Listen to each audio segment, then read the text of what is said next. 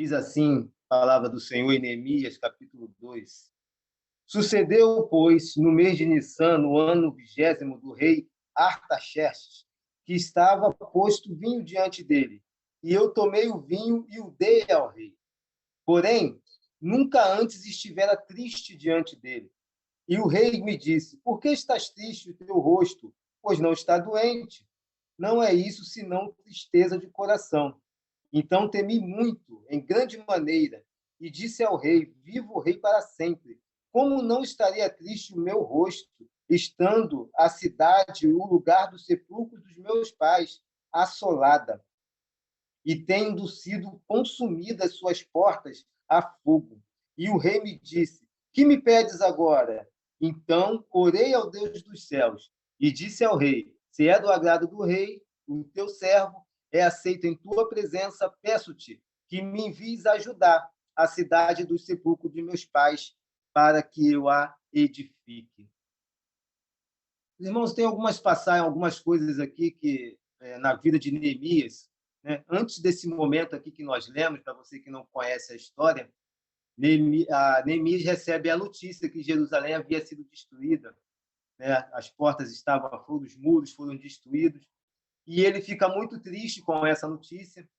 A palavra diz que ele até lamenta, chora, as ora, pede direção a Deus, e logo depois vem esse momento que eu acabei de ler aqui com vocês, que ele se apresenta diante do rei, com um semblante diferente, triste, e o rei pergunta e ele explica tudo o que aconteceu em Jerusalém.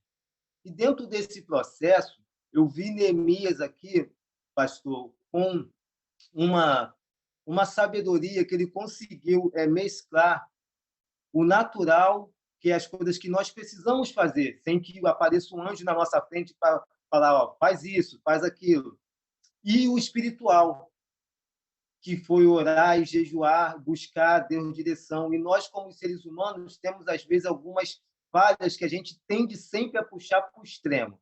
Ou a gente é muito natural ou é muito espiritual. A gente tem a dificuldade de equilibrar isso. E no nosso dia a dia, diante de batalhas, diante de guerra, de coisas que precisamos realizar, nós temos que entender isso e agir como Neemias agiu. Primeira coisa que eu quero deixar aqui para vocês, que a gente pode aprender aqui com Neemias, é que diz aqui, ó, quando ele recebe a notícia, ele orou e jejuou.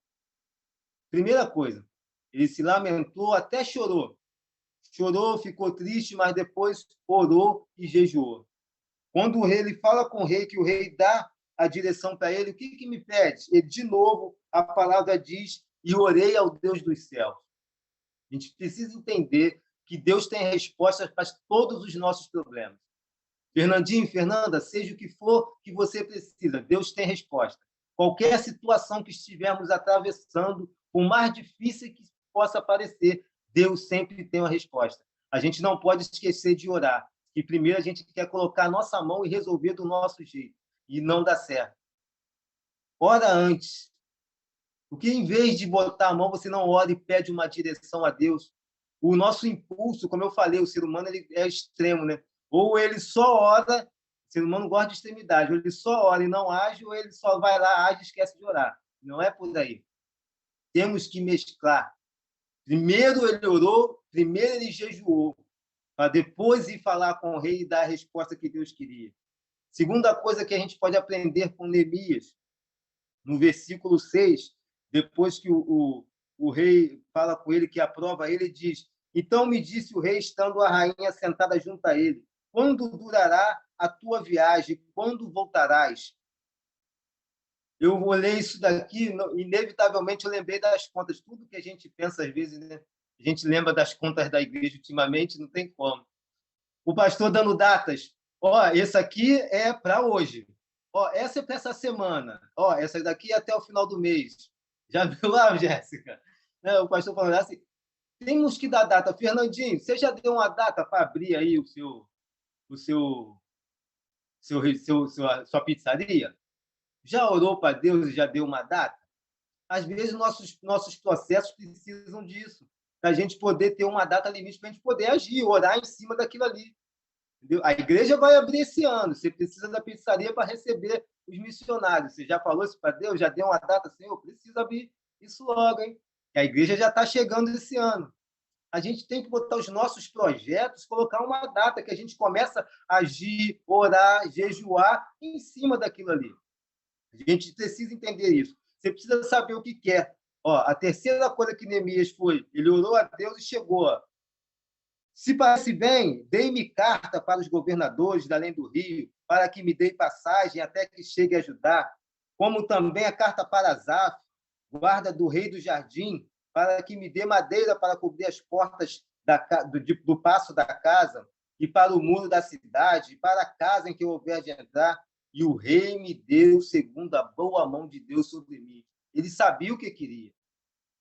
Entendeu? Se orou, jejuou, você sabe o que quer. Você não fica naquele, né? Deus falou, então vou ficar aqui de braço cruzado. Não é por aí, não funciona. Tem que ter essa mesclar, esse natural que é o que você precisa fazer com a oração, pedir a Deus para ter direção para agir. E tudo que você faz, se você está pedindo direção a Deus, está com Ele, está buscando, está orando, está jejuando, como nós lemos aqui que Neemias fez, inevitavelmente o Espírito Santo vai te conduzir. As suas escolhas, as suas decisões, você às vezes vai achar até que é você que está escolhendo, você que está decidindo, e é Deus te direcionando o que você está buscando. Alguma coisa não vai dar certo, a porta não vai abrir, você vai ficar chateado, mas é Deus não deixando abrir porque não é aquele caminho que Ele quer que você entre. A palavra de Deus diz que o coração do homem pode fazer planos, mas a resposta certa vem de Deus. Ao homem foi concedido o poder de fazer planos. Eu gosto dessa tradução, que diz que ao homem foi concedido o poder de fazer planos. Porém, a resposta certa vem do Senhor. Sempre resposta. Você quer a resposta de Deus, mas você não traçou nenhum plano, você não orou, você não jejuou. E aí? Como é que Deus vai te dar a resposta? Você quer só sentado, só no espiritual, orando, tem que agir. A gente tem que entrar em movimento. Eu lembro quando eu fui fazer minha formação de coach, escuta essa, pastor Gilmar, eu fui fazer minha formação de coach lá na Barra, e eu, no dia do evento, de pegar o certificado, ia ter um evento o dia todo, com reuniões, palestras, ia sair de lá às 11 horas da noite, estava previsto para terminar. Falei, poxa, isso nunca termina na hora certa, sempre atrasa. Eu vou estar lá na Barra da Tijuca, meia-noite, como é que eu vou vir embora para Imbariê a pé, de ônibus? Não vai ter ônibus. Eu fiz um contato com um amigo, pedi ele para dormir na casa dele, ele falou, não, beleza, pode sim. Um dia antes ele falou, ó, não vai dar. Falei, meu Deus, e agora? Um dia, não tem como. Falei, Senhor, eu vou, orei, falei, eu vou, nem que aqui eu pego um sofazão daqueles bonitos lá do salão do hotel, sento lá e fico lá até de manhã. De manhã eu venho embora, eu vou dar um jeito, mas eu vou lá, eu vou concluir esse curso, vou pegar meu certificado.